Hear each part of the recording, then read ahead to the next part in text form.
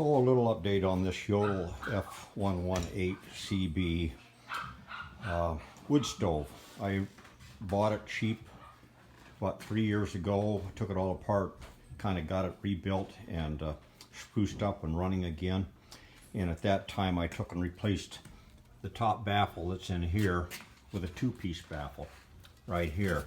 It's kind of one of Jotul's fixes for this stove that seems to have problems with the one-piece baffle, just kind of split right down the middle from all the heat, and then it spread apart and got wider up here and just causing all kinds of trouble. Well, I looked inside the stove kind of late in the year last year, and I noticed that the secondary air tubes and stuff weren't lining up in here the way that they were supposed to. So I decided, well, I'm going to take it apart. When I did that, I found that it looks like these two-piece baffles, believe it or not, seem to get longer from down there to these locating pins up here.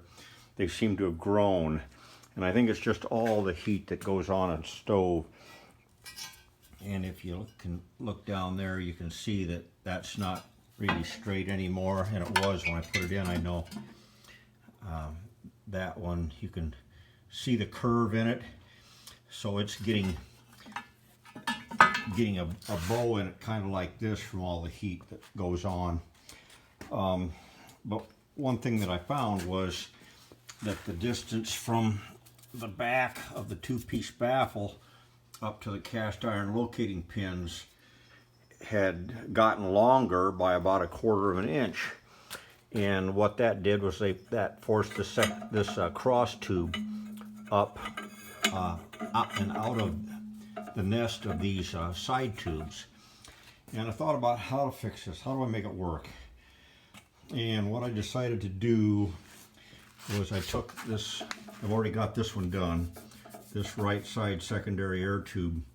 I took it out in the shop, tungsten carbide burr on it, and you can see how wide that one is compared to that one. So I'm getting ready to take this one out, and I'm going to take out about 1/4 to 5/16 of an inch, kind of half moon up in there. What that'll do is give me just a little bit of room for expansion and contraction as the stove heats and cools. So I put my cut line on this secondary air tube, and I'm gonna make it about 5/16 of an inch longer, and I'm doing that with this animal here, electric die grinder with a carbide tipped burr on it. It takes something pretty good to cut stainless steel.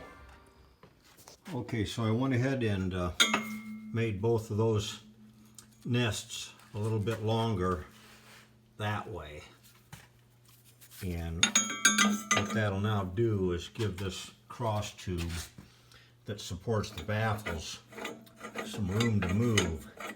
And I really don't like doing that, but that's the only way I can see that this stove's really going to work without tearing itself apart. So I'm going to put those baffles back in. Where's the other one at? There it is. Those cast iron pins right there should drop into those holes, and when I was taking it apart, it wouldn't fit, so we'll see how it goes. Another thing that I did is I bored these two holes where these cast iron pins from that top baffle fit in there. I bored them oversized, probably about 1/8 of an inch in diameter, bigger than what they were. This thing just needs some room to move around when it gets hot.